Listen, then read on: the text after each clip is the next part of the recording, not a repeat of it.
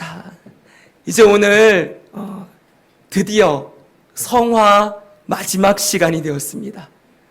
총 정리하는 시간이에요. 지난 2023년도 1월 29일에 구원의 서정 가운데 성화 첫 번째 설교를 했고요.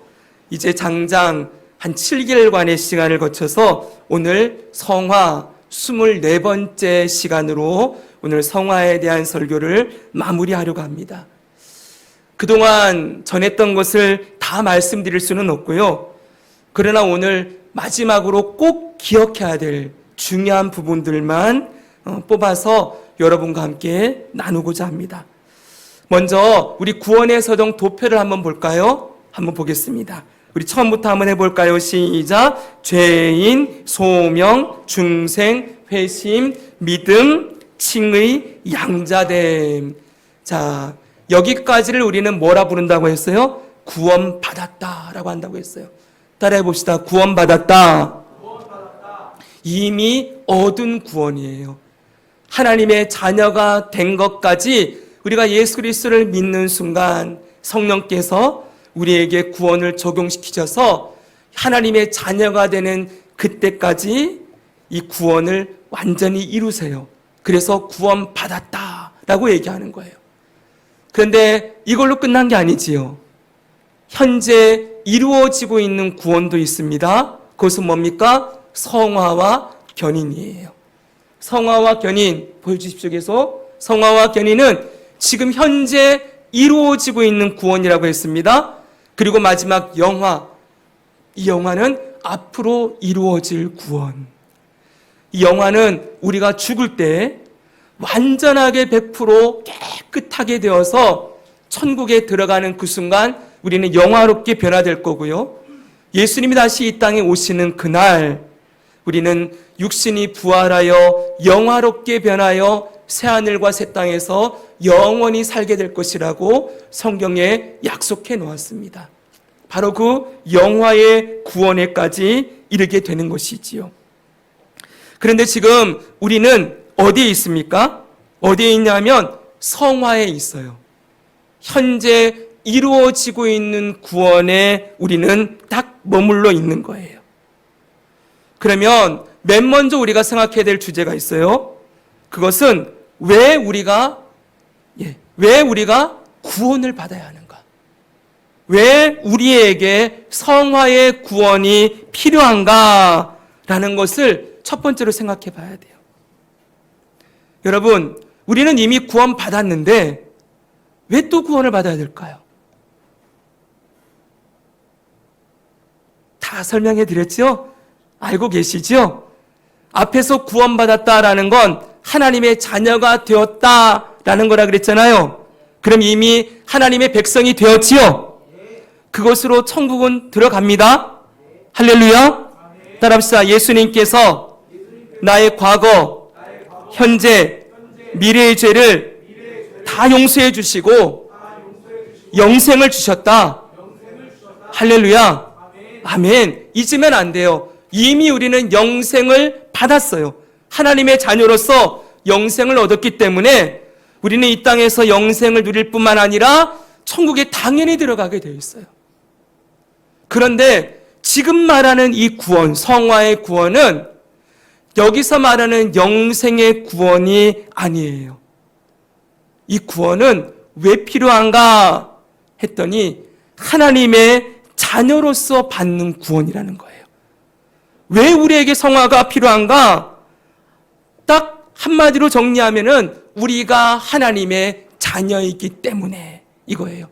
한번 해보실까요? 우리가 하나님의 자녀이기 때문에. 네. 이 명제를 두 가지 관점에서 생각할 수 있어요. 먼저는 하나님의 관점에서, 그리고 나의 관점에서 생각해 보십시오. 먼저 하나님의 관점에서 하나님께서 죄인이었던 우리를 사랑하셔서 그 죄와 사망에 내버려 두지 아니하시고 성령님을 보내주셔서 예수님이 이루셨던 구원을 우리에게 적용시켜 주셨어요. 그래서 우리 인생의 어느 순간 성령께서 우리 마음의 문을 두드리셔서 소명, 우리의 이름을 불러주셨고 그 소명으로 말미암아 성령께서 우리를 거듭나게 하세요. 우리를 다시 태어나게 하시는 거죠. 중생. 그리고 우리로 하여금 과거의 모든 죄, 나의 죄를 하나님 앞에 내어놓고 고백하며 눈물로 회개하는 회개, 회심의 은혜를 주시고 예수님이 그리스도시요 하나님의 아들이십니다라고 고백하는 믿음을 선물로 주셨어요. 그리고 그 믿는 자에게 예수님께서 의의 옷을 입혀주셔서 예수님이 이루신 의를 우리에게 입혀주셔서 칭의, 의롭다 하심을 얻게 하시고 하나님의 자녀가 되게 하시는 일까지 행해 주셨던 것이지요. 자, 보십시오. 이제 예수님 믿는 자들은 하나님의 가정, 하나님의 자녀가 되어 하나님의 가정에 입양이 된 거예요. 양자예요. 양자로 하나님의 가정에, 하나님의 집에 입양이 되었어요. 이제 하나님은 우리의 아버지가 되셔서 우리를 보호하시는 거예요. 우리의 양육자가 되시는 거죠.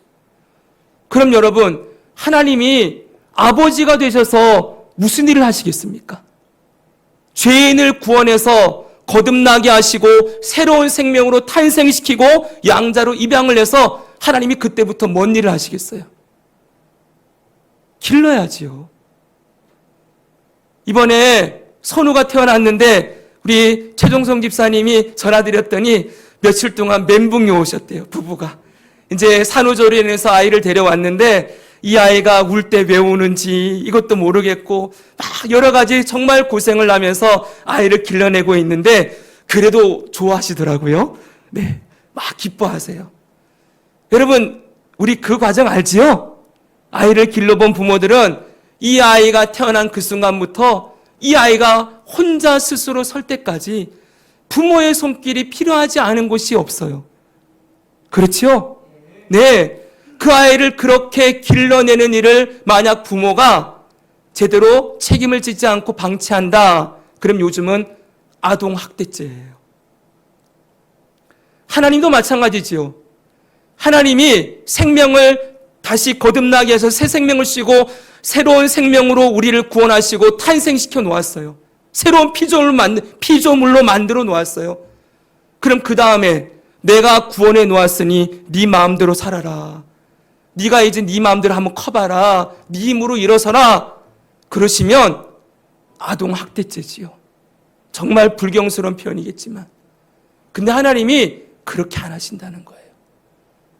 우리를 구원해 놓으시고 그 다음부터 우리의 필요한 모든 것들을 하나님이 다 공급해 가시면서 마치 어린아이가 발달 과정을 거치는 것처럼 처음에 젖 먹이고 이유식 먹이고 그 다음에 밥 씹어 먹이면서 이 아이가 뒤집기 하고 기어가고 일어서기 시작하고 이제 엄마 아빠 말하기 시작하고 그때부터 엄마 아빠 말 가르치고 모든 아이에게 필요한 것을 다 가르치고 추우면 옷 입히고 더우면 선풍기 틀어주고 배고프면 먹이고 잠자다가 울면 재워주고 안우고 어르고 업어가면서 길러가는 모든 양육의 과정을 이 땅의 부모들이 감당하는 것처럼 하나님도 우리를 그렇게 길러가신다는 거예요.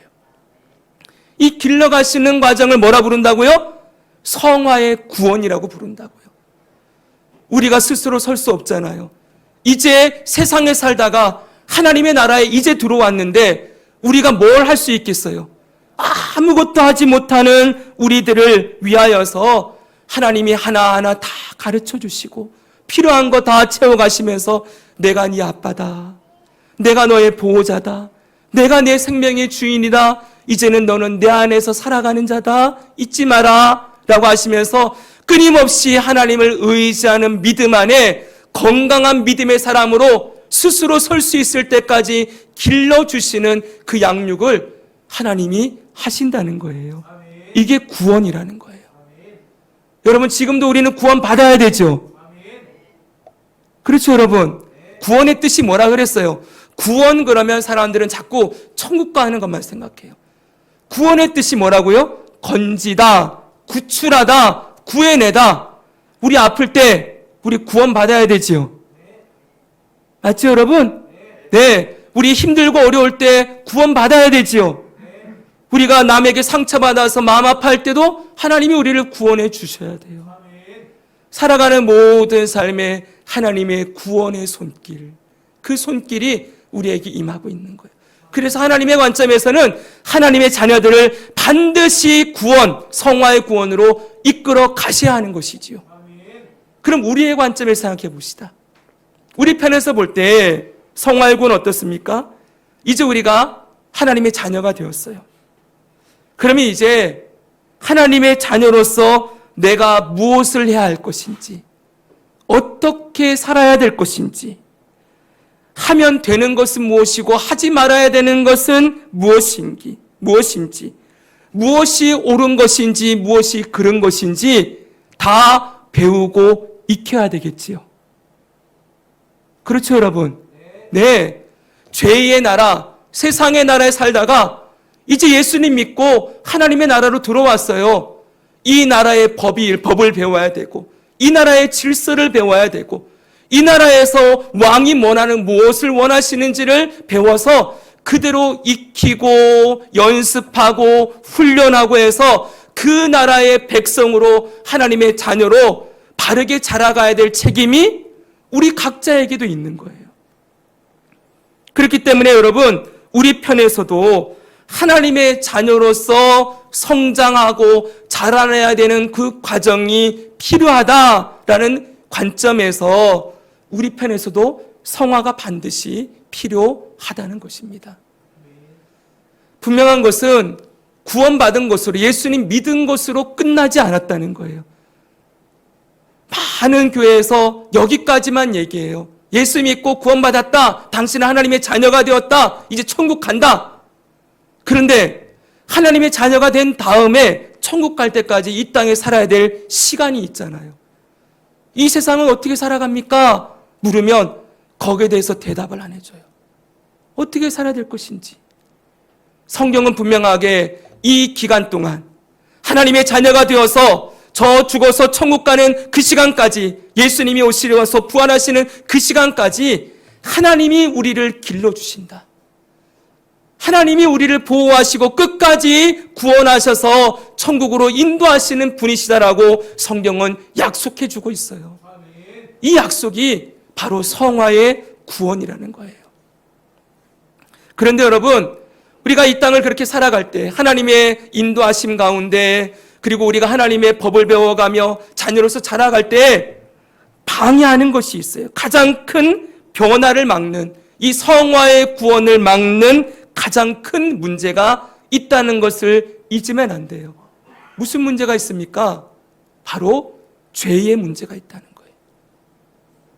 우리가 하나님의 자녀가 되었지만 여전히 우리 안에 죄를 따라 살던 죄의 습관이 남아있어요. 죄성이 남아있어요. 모태로부터 죄인으로 태어나서 죄를 물먹듯이 마시며 죄에 중독되어 살았던 우리의 이 몸에 배어있는 죄성이 예수님 믿고 하나님의 자녀가 된 이후에도 여전히 작동하고 있다는 게 문제지요. 죄의 책임이 아닌 죄성, 죄의 습관. 사랑하는 여러분, 죄는 도덕적이고 윤리적인 죄가 아니라고 했습니다. 죄는 자기중심성이라고 했어요. 절대로 잊지 마십시오. 따라합시다. 죄는 자기중심성이다. 자기를 사랑하고 자기를 유익하게 하고 자기가 주인 되어 살고 자기 마음대로 멋대로 살아가려고 하는 이 죄성이 우리 안에 남아있지요. 그것뿐만 아니지요. 이 세상은 끊임없이 우리로 하여금 그 죄를 더 힘써 지으며 살도록 우리를 인도하지요. 네 마음대로 살아도 괜찮아. 네 인생은 네 거야. 네 몸은 네 거고 네 돈도 네 거고 네가 가지고 있는 모든 게 너 거야. 너 몸도 네 거야. 네 마음대로도 괜찮아. 누구도 뭐라 하지 않아. 네가 하고 싶은 거 하며 살면 돼. 여러분, 이것이 사단이 이야기하는 가장 큰 거짓말이라고 했지요. 인간이 선악과를 따먹을 때 사단이 외쳤어요. 네가 이거 따먹어도 안 죽을 거고 너의 눈이 밝아져서 하나님처럼 될 거야. 여러분, 이 말이 되는 소리입니까? 하나님이 창조주이시고 온 땅을 창조하시고 에덴 동산을 만들어서 사람을 지으시고 아담과 하와를 그 하나님이 지으신 땅에 딱 남겨두시면서 너는 내 아들이다. 이 모든 세상을 네게 맡겨놓았다. 그러나 이 모든 것의 주인은 나다라고 말씀해 주신 그 선악과 그거 따먹게 하면서 그랬다는 거예요. 네가 하나님처럼 될 거야. 무슨 말이에요? 네가 하나님이 될 거라는 거예요. 여러분, 아직도 사탄교 10계명 1계명은 뭐라고 한다고 했어요? 우리 기독교의 10계명은 뭡니까? 나 외에 다른 신을 내게 두지 말지니라. 오직 하나님만을 섬기라는데 사탄교 10계명 1계명은 네 인생의 주인은 바로 너다. 이거예요. 여러분, 이 사단의 거짓말이 온 땅에 가득합니다. 요즘 세대는 더 심합니다. 요즘 아이들에게 뭔가 하라 하지 말라라고 얘기해 보십시오. 난리 나지요? 요즘 교권이 무너졌다고 난리지요? 누구도 못 건드립니다. 여러분, 이런 세상을 누가 만들었습니까? 우리가 만들었어요. 우리 자녀들에게 하나님의 주인 되심, 그 삶을 다스리시는 창조주가 있다는 걸 안 가르치니까 아이들을 다스릴 권한이 없어지는 거예요. 하도 인권 그래서 네가 중요하고 너의 그 모든 인격이 중요하다고 가르쳐 놓으니까 이 아이들이 방자해지는 거예요. 좀 이따가도 말씀드릴 거예요. 잠언 말씀에 보면은 묵시가 없으면 백성이 방자히 행하거니 이렇게 돼 있어요. 묵시, 하나님의 말씀이 없으면 사람들이 방자해진다는 거예요. 내 위에 나를 다스리시는 하나님이 없다. 그러니 내 마음대로 하면 되지요.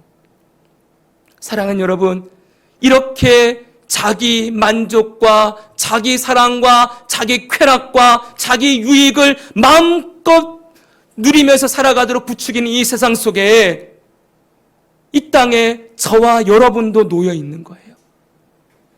교회에서는 맨날 목사님이 네 인생에 주는 네가 아니라 하나님이시다. 우리 아이들에게 가르치고 이렇게 배우는데 세상에 나가기만 하면 마음대로 살아도 괜찮대요. 네가 중요하대요. 이러니 여러분, 이 땅의 그리스도인들이 갈팡질팡을 하는 거예요. 거기다가 우리 안에 있는 죄성도 내 마음대로 하고 싶지요? 내가 주인 되어 살고 싶지요? 여러분, 이런 죄 가운데서 우리가 그냥 하나님이 우리 인생에 개입하지 않으시면 우리가 어떻게 살겠습니까? 하나님이 우리를 내버려 두시면 여기 우리 중에 누구 하나라도 제대로 주의 길을 따라 말씀의 법을 따라 하나님의 주인 되심을 인정하고 하나님을 사랑하며 살아갈 수 있는 사람이 있을까요? 여기 있습니까, 여러분? 하나님 만약 여러분들 마음대로 아무런 삶에 개입하지 않으시고 내버려 두시면 여기 하나님 뜻대로 살 수 있는 사람 있습니까? 저도 안 됩니다. 우리의 밑바닥을 잘 알지 않습니까? 그래서 여러분, 하나님이 성령님을 보내주시는 거예요. 보혜사 성령님. 보호하시고 도우시는 분, 그분을 모든 믿는 자들에게 보내주셔서 믿는 자 안에 성령님이 살아 계시면서 그분이 우리들의 삶에 우리가 죄에 넘어지고 쓰러지고 유혹에 휩쓸릴 때마다 아니야, 태환아, 너는 하나님의 자녀야. 너는 더 이상 그렇게 살면 안 돼. 너는 거기서 빠져나와야 돼. 그 일 멈춰라. 그 생각 멈춰. 너는 거룩한 하나님의 자녀야. 라고 우리를 이끌어 가시면서 우리 삶에 브레이크를 거신다는 거예요. 이 브레이크를 거시는 성령의 역사가 있어야만 우리는 그나마 하나님의 뜻대로 살아갈 수 있는 것이요. 하나님의 자녀로 살아갈 수 있는 거예요. 바로 이 성령이 하시는 일, 그게 바로 성화라는 거예요. 하나님의 자녀로 살아갈 때 끊임없이 죄에 넘어지고 쓰러지는 우리를 구원하기 위하여, 구출해내기 위하여 하나님의 영이신 성령 하나님, 제3위 하나님을 보내주시고 그분을 통하여 우리를 계속 구원하고 계신다. 이것이 성화가 알려주는 가장 중요한 핵심이라는 것이지요. 여러분 다 이해하셨지요? 다 이해하셨지요? 네. 그래서 성화의 정의는 이것을 우리들에게 잘 정리해 주고 있어요. 우리 성화의 정리 한번 봅시다. 성화란 같이 한번 읽겠습니다. 시작. 성화란 성령께서 구원받은 죄인을 죄의 부패에서 깨끗하게 하시며 그의 전 본성을 하나님의 형상으로 갱신하여 죄인으로 하여금 선한 일을 할 수 있게 하시는 성령님의 은혜롭고 계속적인 작용이다. 아멘. 좀 길지만 정리하면 5개로 나와요. 첫째, 성화는 성령께서 하시는 일이다. 한번 해봅시다. 성화는 성령께서 하시는 일이다. 아멘. 두 번째, 그냥 읽습니다. 제가 성화는 성령께서 구원받은 죄인이래요. 구원받았으나 아직도 죄에 넘어지는 죄인. 그 죄인을 죄의 부패에서 깨끗하게 하시는 작용이다. 셋째, 성화는 성령께서 나의 전 본성, 이걸 옛사람이라고 해요. 옛사람을 하나님의 형상으로 갱신, 변화시키는 작용이다. 넷째, 성화는 죄인으로 하여금 선한 일을 할 수 있게 하시는 작용이다. 다섯째 같이 했습니다. 다섯째 시작. 성화는 성령님의 은혜롭고 계속적인 작용이다. 아멘. 제가 첫 번째와 마지막 거에 빨간색을 해놨어요. 성화는 전적으로 성령님이 하시는 일입니다. 그런데 그 성령님이 우리를 하시는 일이 은혜롭고 계속적인 작용이다. 저는 이게 너무 감사해요. 생각해 보십시오. 아까 전에도 말씀드렸지만 우리를 하나님이 구원해 놓으시고 이제 성화는 네가 이루어라. 이제 거룩한 삶은 네 힘으로 살아라 라고 내버려 두시면 우리 그렇게 살 수 있는 사람이 아무도 없잖아요. 갓난아기에게 태어난 아이에게 이제 내가 수고해서 낳았으니 이제부터 네 힘으로 생존해라, 살아남아라. 그럼 살아남을 아기가 있겠습니까? 없지요. 그렇게 두지 않으신다는 거예요. 우리가 저 천국 가는 그날까지 하나님이 끊임없이 성령 하나님을 통하여 우리를 계속 붙들어 주시고 죄에서 건져 주시고 힘들 때 도와주시고 때로는 기도하지 못할 때에는 성경에 보니까 말할 수 없는 탄식으로 나를 대신해서 기도해 주시기까지 하신대요. 이런 성령님의 은혜롭고 계속적인 작용이 있어서 우리는 이 구원의 완성인 영화에까지 반드시 이르게 될 것을 믿습니다. 실패함이 없는 거예요. 구원에 있어서 하나님은 실패함이 없어요. 한번 부르신 자, 소명으로 부르신 사람 끝까지 영화에 이르게 하시는 하나님의 은혜롭고 계속적인 작용, 이게 바로 성화의 구원을 통하여 우리에게 주어지고 있다는 것이지요. 사랑하는 여러분, 할렐루야지요? 할렐루야의 뜻은 뭐예요? 하나님을 찬양합니다.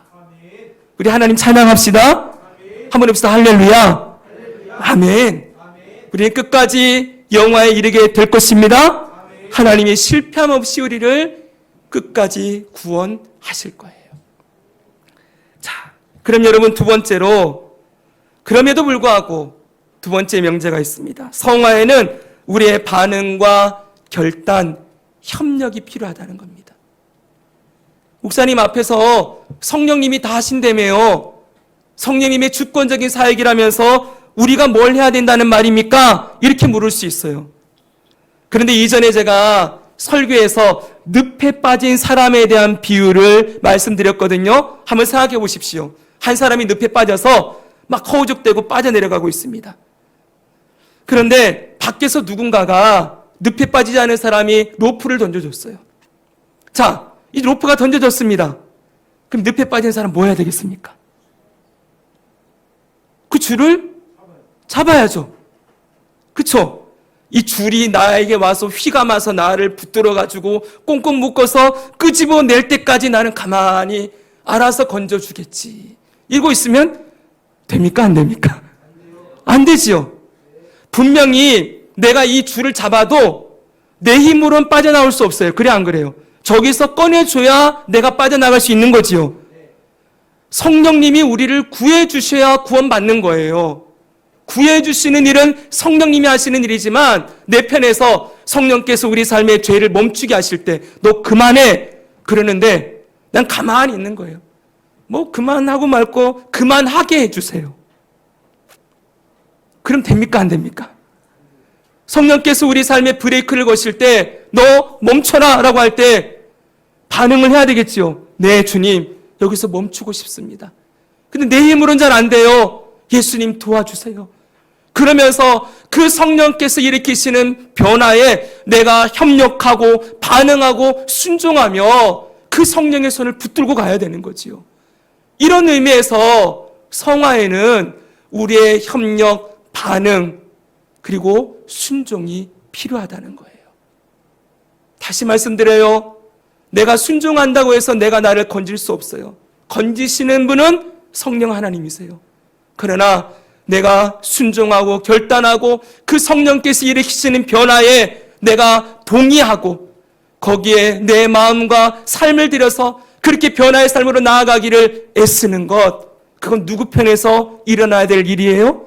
내 편에서 해야 될 일이라는 거예요. 여러분, 오늘 본문의 말씀 보십시오. 오늘 우리가 빌립보서 2장 12절을 읽었어요. 같이 한번 다시 읽겠습니다. 그러므로 시작. 그러므로 나의 사랑하는 자들아, 너희가 나 있을 때뿐 아니라 더욱 지금 나 없을 때에도 항상 복종하여 두렵고 떨림으로 너희 구원을 이루라. 아멘. 사도 바울이 얘기하는 거예요. 나의 사랑하는 자녀들아. 빌립보 교회 성도들이에요. 사울이 복음을 전해서 그들이 예수님 믿고 구원받아 교회를 이루었어요. 그 빌립보 교회 성도들을 위하여 사도 바울이 권면하는 게 나의 사랑하는 자녀들아. 너희가 나 있을 때뿐 아니라 내가 없는 지금도. 사도 바울이 복음을 전하고 교회를 세우고 떠났잖아요. 근데 그 다음에도 뭐라고 얘기해요? 항상 복종하여. 따라합시다. 항상 복종하여 두렵고 떨림으로 너희 구원을 이루라. 여러분, 구원을 이루래요. 아니, 우리가 구원받았는데 무슨 구원을 또 이루래요? 항상 복종해서 두렵고 떨림으로 열심히 말씀 잘 지켜가지고 그래서 내가 구원을 이루어야 되는 건가요? 이렇게 오해하면 안 된다는 거예요. 그건 율법주의에서 하는 얘기예요. 여기서 두렵고 떨림으로 너희 구원을 이루라 라고 하는 것은 바로 성화의 구원을 이야기하고 있는 거예요. 그러니까 성화의 구원을 알지 못하면 이 말씀은 해석할 수가 없어요. 이미 구원받았는데 무슨 구원을 또 이뤄요? 이미 영생을 얻었는데 무슨 구원을 또 받으라고 해요? 여기에 구원은 성령께서 죄의 소리를 건지시는 구원을 받으라는 거예요. 근데 이 말씀에는 구원을 이루라라고 하면서 마치 우리 편에서 이 구원을 이루어야 되는 것처럼 말씀하고 있어요. 이게 왜 그런 겁니까? 우리 편에서 성령이 일으키시는 변화에 반응하고 순종해야 된다는 것이지요. 성령께서 막 이쪽으로 우리를 이끌어 가시려고 하는데 뻗당기면서 나는 안 갈래요. 나는 이 죄에 놓기 싫어요.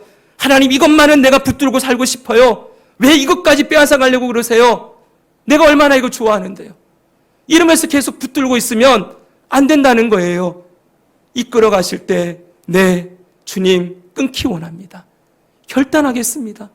다시 넘어질지라도 또다시 결단하고 순종하면서 그렇게 주님이 이끄시는 방향으로 나아가기를 힘써라. 이게 너의 구원을 이루라 라는 말씀인 거예요. 그런데 여기 구원을 이루라고 할 때 앞에 수식어가 있어요. 두렵고 떨림으로. 두렵고 떨림으로 이루라. 이 단어가 무슨 뜻일까요? 제가 원문을 봤더니 두렵고라는 뜻은 이거예요. 뭐냐면 원래는 놀라다, 당황하다라는 뜻인데 경외하다, 존경하다라는 뜻이 있어요.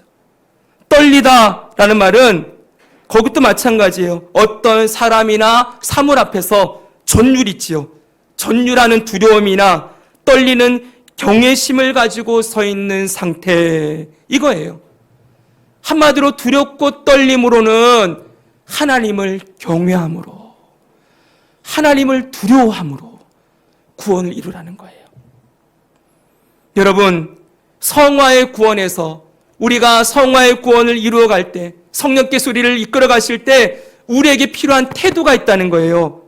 어떤 태도예요? 두렵고 떨림으로 하나님을 경외함으로 하나님의 이끄심에 순종하라는 거예요. 하나님을 두려워함으로. 사랑하는 여러분, 우리가 구원받았다고 끝이 아니라 분명히 하나님 앞에 서게 됐을 때 여러분 심판이 있습니다.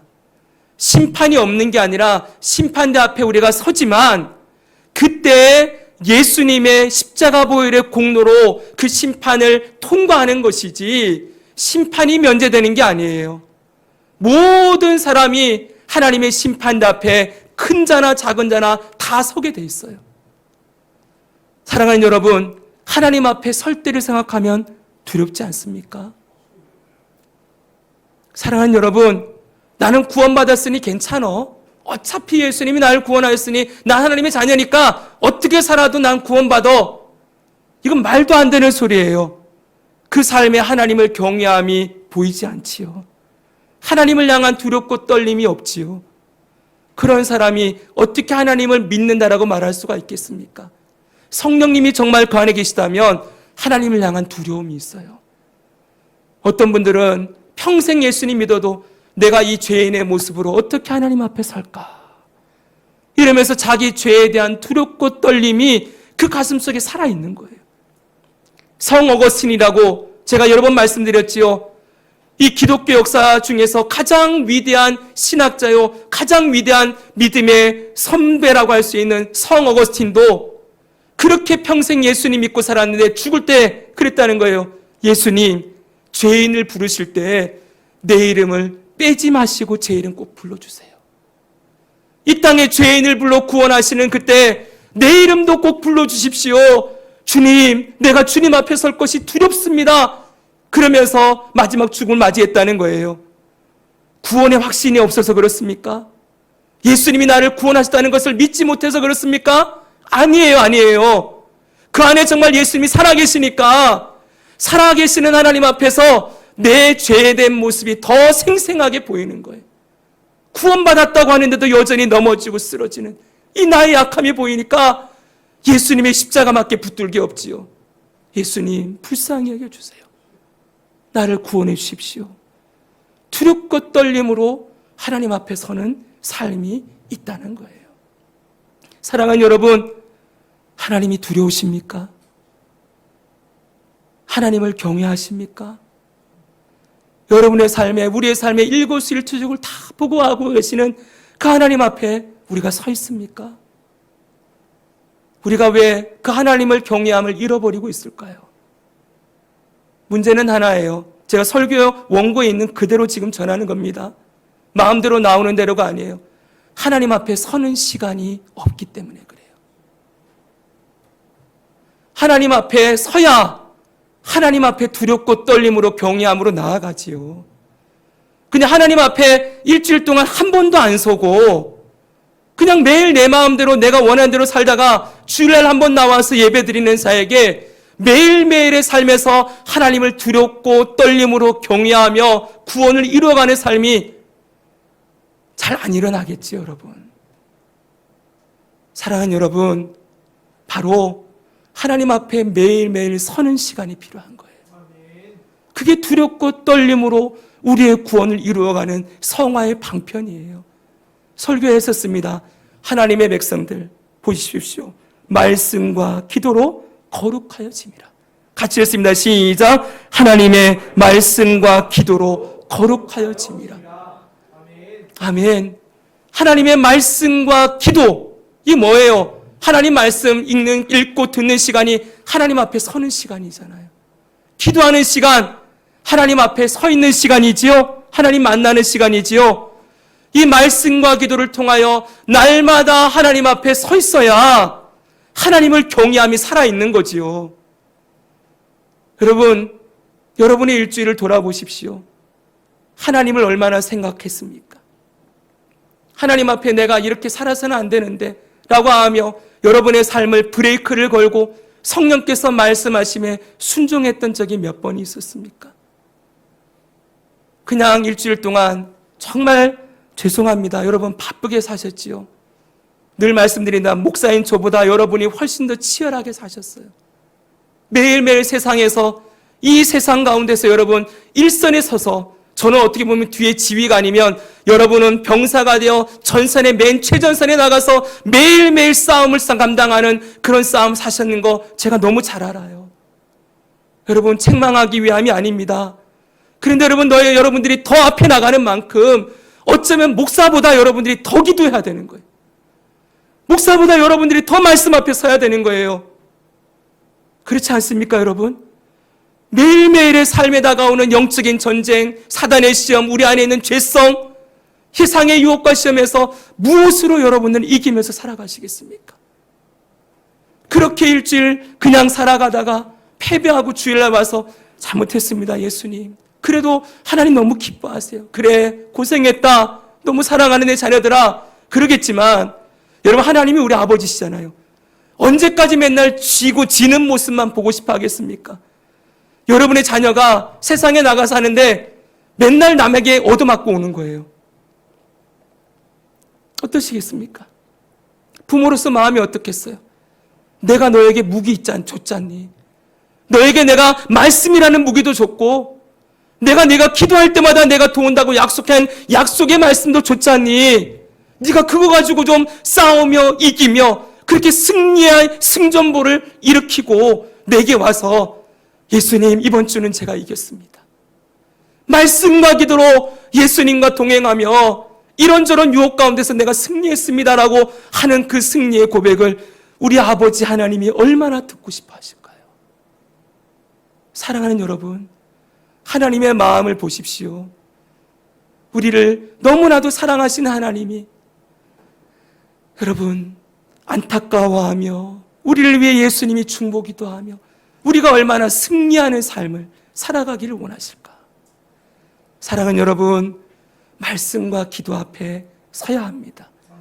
그래야 두렵고 떨림으로 하나님을 경외하고 그 하나님이 나의 왕이시며 주인이심을 고백하며 그 믿음의 능력으로 세상을 이기고 세상의 시험과 유혹을 다가올 때마다 아니야, 나는 하나님의 자녀야. 하나님이 내 인생의 주인이셔. 예수님이 나를 위해 죽으시고 부활하셨어. 나의 왕 나의 예수님이 살아계셔. 예수님 도와주십시오. 그렇게 주님 앞에 은혜를 구하며 이기며 살아갈 수 있는 거예요. 사랑하는 여러분, 이제 다음 주 지나가고 신약 성경 통독이 시작됩니다. 제가 율법으로 강요하는 게 아니에요. 말씀 하루에 3장씩 무조건 읽어야 됩니다 라고 강요하는 게 아니에요. 이건 여러분 매일 양식이에요. 성령의 검이에요. 우리에게 이기라고 주신 이 무기를 우리가 가지고 말씀과 기도로 하나님 앞에 두렵고 떨림으로 경외함으로 너희 구원을 이루라고 하신 말씀에 순종함으로 나아가 보시지 않으시겠습니까?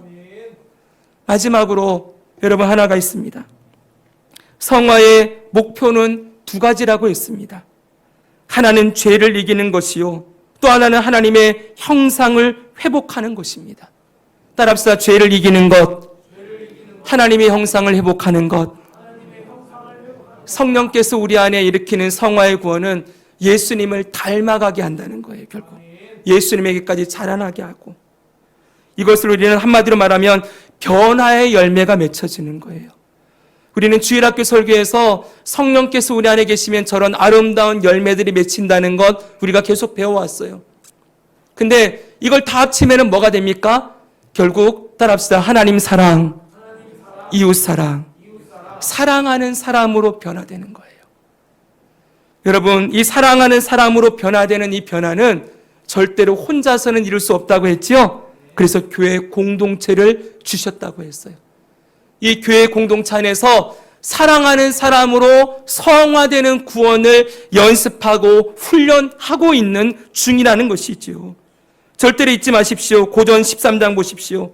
사랑은 명사가 아니라 동사다. 이런 얘기 많이 들어봤지요? 사랑은 명사가 아니에요. 동사, 뭔가를 해야 되는 거예요. 뭘 해야 됩니까? 오래 참는 것 해야 되고, 사랑은 온유함으로 사람을 대하는 것 해야 되고, 시기하지 않아야 하고, 자랑하지 아니하고, 교만하지 않고, 무례히 행하지 않고, 자기의 유익을 구하지 않고, 성내지 아니하고, 악한 것을 생각하지 아니하는 것을 행해야 하는 거라고요. 이 행함을 어디서 연습합니까? 교회 공동체 안에서. 그리스도의 남은 고난, 교회 안에서 서로 부대끼고 아파하기도 하고 괴로움을 겪어내면서 그렇게 그리스도 안에서 함께 자라나는 은혜를 우리가 누려야 되는 것이지요. 그래서 교회 공동체는 우리의 성화의 구원을 이루는데 결정적이라고 말씀을 드렸습니다. 사랑하는 여러분, 하나님은 아버지가 되셔서 우리를 한 가족으로 불러 모으시고 이 가운데서 서로 괴로움을 겪고 견디면서 사랑하는 사람들로 자라나는 것 보고 싶어 하세요. 그리고 사랑의 열매가 우리 각자에게 맺혀지는 것, 그거 보는 게 하나님이 제일 기뻐하는 거라는 거예요. 우리 그런 기쁨이 되는 열매 맺어가 보시지 않으시겠습니까? 마지막 결론입니다. 사랑하는 여러분, 여러분은 10년 뒤에 어떤 모습이 되고 싶으세요? 여러분의 10년 뒤. 우리 아이들에게도 그런 질문 많이 하죠? 어떤 모습이 되고 싶은지. 티마 형제는 10년 뒤에 어떤 모습이 됐을까요? 한번 생각해 보셨어요? 여러분 생각해 보셨습니까? 물론 여러분들이 이 삶에서 그냥 육신적으로, 세상적으로 되고 싶은 모습이 있을 거예요. 그런데 좀 질문을 바꿔서 여러분의 영적인 모습, 여러분의 영적인 모습은 10년 뒤에 어떤 모습이 되고 싶으십니까? 지금의 모습과 10년 뒤에 여러분의 영적인 모습, 신앙생활의 모습이 어떻게 달라져 있을까요? 조금 달리 질문을 하면 하나님께서는 여러분을, 우리를 10년 뒤에 어떤 모습으로 바꾸어 놓기를 원하실까요? 우리 아버지가. 우리 자녀들을 길러낼 때 얘가 10년 뒤에 이런 아이가 됐으면 좋겠다. 소망이 있으시죠? 하나님도 우리에게 그런 소망이 있으시겠죠? 10년을 이 아이를 기르면 이 정도 모습이 되면 좋겠다. 사랑하는 여러분, 분명한 건 자라날 거예요. 아멘? 왜요? 하나님이 우리 양육자니까 우리 길러주세요. 그래서 분명히 10년 전에 지금의 우리 모습과 2033년에 우리의 모습은 다를 겁니다. 아멘? 분명히 자라나 있을 거예요. 그런데 자라나는 것도 차이는 있을 거예요. 어떤 사람은 그 성령께서 일으키시는 변화에 순종하고 결단하고 끊임없이 말씀과 기도로 두렵고 떨림으로 구원을 이루며 살아감으로 10년 후에 훌쩍 커 있는 사람도 있을 반면에 아니면은 조금 그렇지 못한 사람들도 있겠지요. 그거는 지금 우리가 가늠할 수는 없겠지요. 그러나 여러분 한번 결단해 봅시다. 앞으로 10년 동안 주님이 나를 길러가실 때 내가 정말 더 자라나고 성장하여 예수님의 모습을 닮아가는 모습으로 그리스도의 장성한 분량에 이르는 데까지 나아가기 원합니다. 이런 소망으로 성령의 이끄심에 순종해 보시면 좋겠습니다. 사랑하는 여러분, 저와 여러분의 삶은 우리 주 예수 그리스도의 것입니다. 예수님이 원하시고 바라시는 거룩한 변화, 이 성화의 구원에 힘써 동참하며 살아가는 것. 매일 말씀과 기도로 하나님을 경외하고 만나고 그분의 은혜를 힘입어 죄와 세상과 싸우며 그리스도의 몸된 교회 안에서 하나님 사랑과 이웃 사랑을 훈련하고 연습하면서 성령이 일으키시는 지속적이고 은혜로운 성화의 역사에 동참하며 살아가는 삶. 이 삶을 우리가 힘써 살아갈 때 우리의 모습이 10년 뒤에 더 주님이 기뻐하시는 모습으로 우리 한 사람 한 사람이 예수님을 닮고 예수님을 보여주는 사람으로 세워지게 될 것을 믿습니다. 우리 그렇게 성화의 구원에 동참하여 우리 삶에 하나님의 통치를 이루어가고 우리 삶에 예수 그리스도의 향기를 나타내며 살아가는 복된 삶이 되기를 주 예수님의 이름으로 축복합니다. 아멘.